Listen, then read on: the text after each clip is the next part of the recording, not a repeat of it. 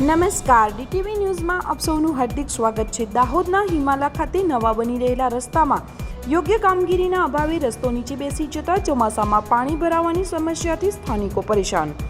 દાહોદના હિમાલા ખાતે ગામમાં મુખ્ય રસ્તો બિસ્માર થયા બાદ વર્ષો પછી નવા રોડનું કામ ચાલુ થયું છે, ત્યારે કોન્ટ્રાક્ટર દ્વારા હલકી ગુણવત્તાની કામગીરી કરાતા ગ્રામજનોમાં રોષ ભભૂકી ઉઠ્યો છે।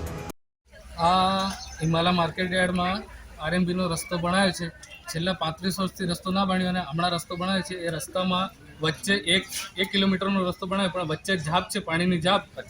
ઓછા પાણીમાં પણ એટલી ઝાપ રહે છે। વારંવાર જે ભાઈએ બનાવી છે નિગમભાઈ શાહને અમે વારંવાર દલીલ કરવા છતાં પણ આ રોડનો કોઈ નિકાલ નથી અને પબ્લિકને અવર જવર માટે ઘણી તકલીફ પડે છે। વારંવાર અમે કેટલી પણ રજૂઆત કરી છે, પણ એના કોઈ પગલાં લેવાતા નથી।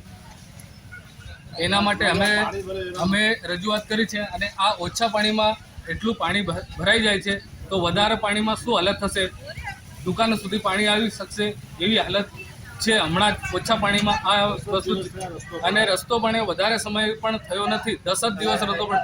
અને સંગાડા સાહેબને, શિલ્પનભાઈને, નિગમ શાહને ઘણાને રજૂઆત કરી ચૂક્યા છે, રેકોર્ડિંગ પણ છે, વિડીયો પણ મોકલેલા છે, પણ એ વિડીયો પણ નથી જોતા। અને અત્યારે રસ્તો એવી હાલત છે કે હમણાં પણ નીકળાતો નથી, કફોડી હાલત છે। અને આ રજૂઆત અમે કરી છે, એનાથી પણ આગળ હજુ કાર્યવાહી ન કરે તો અમે આગળ જઈશું। જ્યાં સુધી રસ્તો ના બને ત્યાં સુધી હજુ એમ કહેશે તો આત્મવિલોપનની પણ ધમકી, આત્મવિલોપન પણ કરવા તૈયાર છે અમે। માર્કેટ તરફ જવાના રસ્તાની કોઈ લેવલિંગ વગરની કામગીરી કરતા રસ્તો બેસી ગયેલો જોવા મળેલ છે, જેના કારણે ચોમાસામાં પાણીનો ભરાવો થઈ રહ્યો છે। વરસાદ વધારે પડે તો ઘૂંટણસમાં પાણી ભરાઈ જાય છે, ત્યારે સમગ્ર મામલે સ્થાનિકોએ રજૂઆત કરવા છતાં કોઈ નક્કર કામગીરી નથી કરવામાં આવી રહી, જેના કારણે રાહદારીઓ અને સ્થાનિક દુકાનદારોને ભારે હાલાકીનો સામનો વેઠવો પડી રહ્યો છે। હિમાલા ગામમાં 35 વર્ષે જે રસ્તો બન્યો છે સાહેબ, એની અંદર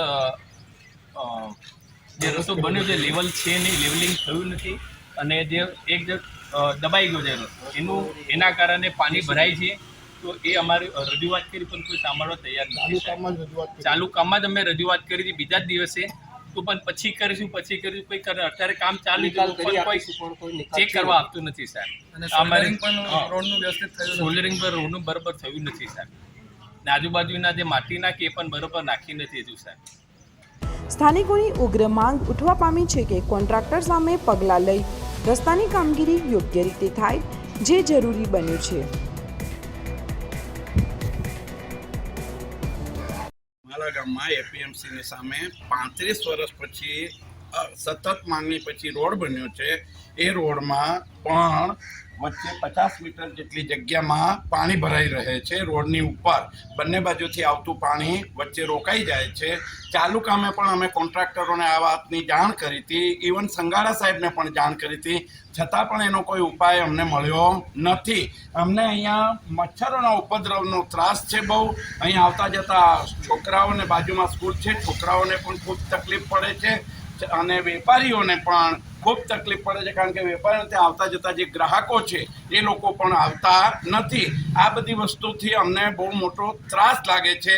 તો પ્લીઝ અમને આ કોન્ટ્રાક્ટરને તથા શાસન અવસ્થાને અમે જાણ કરીએ છીએ કે આનો કોઈ પણ ઉપાય અમને વહેલી તકે કરીને બતાવે।